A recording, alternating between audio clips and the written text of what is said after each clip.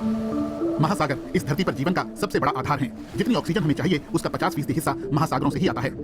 वो carbon dioxide के 30% उत्सर्जन को भी सोखते हैं। इसीलिए महासागर जलवायु परिवर्तन के खिलाफ एक बड़ी ढाल है। लेकिन अब ये ढाल कमजोर पड़ रही है। बीते 65 सालों में हमारे वातावरण में CO2 का स्तर 33% बढ़ गया है और ये लगातार बढ़ता जा रहा है। अभी हम जुहू बीच पर खड़े हैं, मुंबई का सबसे फेमस बीच। कई बार कुछ चीजें आपकी आंखों के सामने होती हैं लेकिन आपको दिखाई नहीं देती। हो सकता है ये कमीज कुछ देर पहले तक आपको ग्रे नजर आ रही हो, लेकिन अगर करीब से देखें तो ये कमीज फूलों से भरी हुई है। ऐसे ही हमारे वातावरण में बहुत सारी गैसें हैं जो हमें दिखाई तो नहीं देती लेकिन वो मौजूद हैं और वो बहुत जरूरी हैं। लेकिन उनमें से कुछ गैसें अब जरूरत से ज्यादा हो रही हैं, जैसे कि CO2, और वो हमारे लिए मुसीबत बन रही हैं, पूरी धरती के लिए मुसीबत बन रही हैं। और ये हालात पैदा हुए हैं इंसान की वजह से, इसीलिए इंसान को अब इन्हें हटाना भी होगा, वरना मुसीबत होगी। Forget Canva, forget Figma. You can now turn it. पर्यावरण से कार्बन डाइऑक्साइड को हटाने यानी कार्बन कैप्चरिंग की कई तकनीकें विकसित करने पर काम हो रहा है। प्रोफेसर विक्रम विशाल इस क्षेत्र में काम करने वाले अग्रणी वैज्ञानिकों में गिने जाते हैं।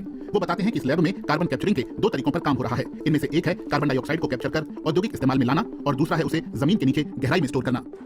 हम CO2 को स्टोर करने की विभिन्न टेक्नोलॉजीज पर काम कर रहे हैं। इनमें उसे जमीन के नीचे गहराई में चट्टान के रूप में संचित करना भी शामिल है। इसमें हम CO2 को कैप्चर करते हैं और कंप्रेस करके जमीन के नीचे पंप कर देते हैं 2 से 3 किलोमीटर गहराई में। इस परख नली में मौजूद पाउडर में प्रोफेसर विशाल को बहुत संभावनाएं दिखती हैं। ये पाउडर बसाल्ट नाम की चट्टान का है जो कार्बन डाइऑक्साइड को सोखने के मामले में बहुत अच्छी मानी जाती है। कई और चट्टानों में भी ये गुण होता है।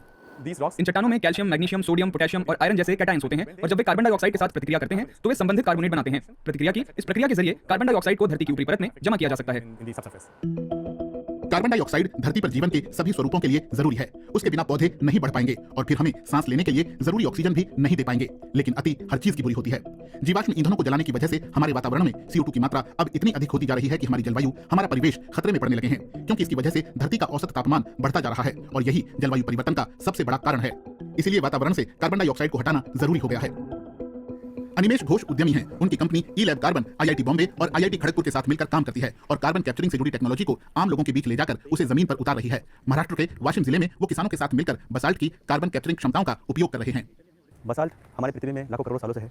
बसाल्ट जो फॉर्म हुआ है हमारी पृथ्वी में, वो जो लावा, जो गर्म लावा ठंडे होने के कारण बसाल्ट हमारी पृथ्वी में फॉर्म हुआ है और वो एबंडेंटली अवेलेबल है। कुछ नेचुरली बसाल्ट में कार्बन डाइऑक्साइड को एब्जॉर्ब होता है, लेकिन जैसे ही हम लोग उसको क्रश कर देते हैं और हमारा जो क्रशिंग है that is less than 4 millimetre, तो वो काफी पाउडर जैसा बन जाता है और जैसे ही वो पाउडर को हम लोग एब्जॉर्प्शन के लिए यूज करते हैं तो उसका सरफेस एरिया बढ़ जाने के कारण वो अराउंड 10,000 to 50,000 किसी एक रेंज में उसका एब्जॉर्प्शन रेट बढ़ जाता है। बसाल्ट का इस्तेमाल टाइलें, काउंटर टॉप और सड़कें बनाने में बहुत होता है, इसीलिए इसका बड़े पैमाने पर खनन होता है। ऐसे में नजदीकी खनन स्थलों से बेकार बचे बसाल्ट के पाउडर को खेतों में डाला जाता है। फिर वो मिट्टी और बारिश के पानी के साथ मिलकर कार्बन डाइऑक्साइड को सोखता है और उसे जमीन के नीचे पहुंचा देता है। वहां से ये प्राकृतिक तरीके से महासागरों में पहुंच जाती है। ये तरीका इनहांस्ड रॉक वेदरिंग कहलाता है। इसके समर्थक इसे वातावरण से CO2 को हटाने का प्रभावी तरीका मानते हैं। वहीं इसके आलोचक इसे बहुत धीमा तरीका बताते हैं और पर्यावरण से बड़ी मात्रा में CO2 हटाने की बसाल्ट की क्षमताओं पर भी संदेह जताते हैं। हालांकि अनिमेश घोष का दावा है कि उनकी कंपनी बसाल्ट के पाउडर में एक उत्प्रेरक भी मिलाती है जिससे इसकी कार्बन को सोखने की क्षमता बढ़ जाती है। वो कहते हैं कि पर्यावरण के साथ साथ किसानों को भी इससे फायदा होता है। जो बसाल्ट का कैरेक्टरिस्टिक्स है उससे जो एग्री कुछ मिनरल्स है वो फार्म को, उस सॉइल को एनरिच कर रहा है। तो देखा जाए ऐसा हम लोग ईयर ऑन ईयर हम लोगों ने ऑब्जर्व किया है कि जो फार्मर्स है उनका जो एग्री इनपुट कॉस्ट है वो काफ़ी ज़्यादा कम हो रहा है, क्योंकि उनको पेस्टिसाइड, फर्टिलाइजर्स कम लग रहे हैं कंपेयर टू जो आगे लग रहे थे, क्योंकि सॉइल एनरिच हो रहा है जिससे वो काफ़ी हेल्दी प्रोड्यूस हो रहे हैं।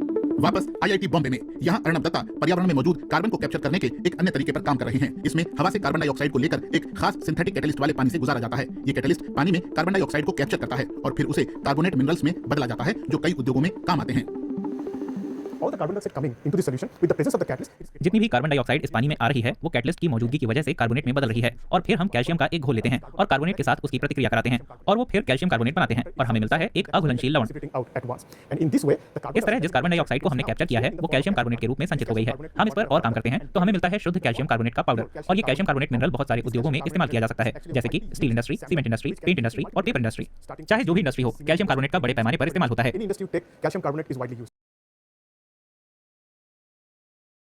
लेकिन कार्बन कैप्चरिंग की इस टेक्नोलॉजी से हासिल कैल्शियम कार्बोनेट से न सिर्फ वातावरण में मौजूद CO2 को कम किया जा सकता है बल्कि ये खनन से होने वाले उत्सर्जन को घटाने में भी मदद कर सकता है।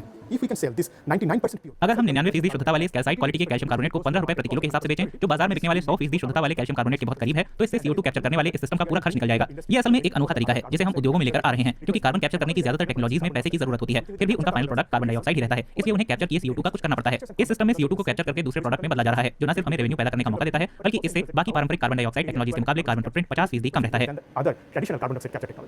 प्रोफेसर विक्रम विशाल मानते हैं कि कार्बन कैप्चरिंग की तकनीकें तभी प्रभावी होंगी जब वो उद्योगों के साथ कदम से कदम मिलाकर चलें। कुल मिलाकर वातावरण से कार्बन डाइऑक्साइड को हटाने या वातावरण में इसे जाने से रोकने का ये लक्ष्य बहुत ही नेक है, लेकिन इसे बड़े उद्योगों को अपनाना होगा। इस नजरिए से कार्बन क्रेडिट और इस प्रक्रिया में तैयार प्रोडक्ट्स की बिक्री दोनों के ही रेवेन्यू मॉडल मौजूद हैं और कार्बन डाइऑक्साइड को घटाने की इन दोनों तकनीकों के केंद्र में किसान हैं। महासागर आज भी धरती का सबसे बड़ा कार्बन सिंक है, लेकिन इंसान अगर यूं ही अंधाधुंध तरीके से CO2 का उत्सर्जन करते रहे तो कार्बन को सोखने की महासागरों की क्षमता भी एक दिन जवाब दे सकती है।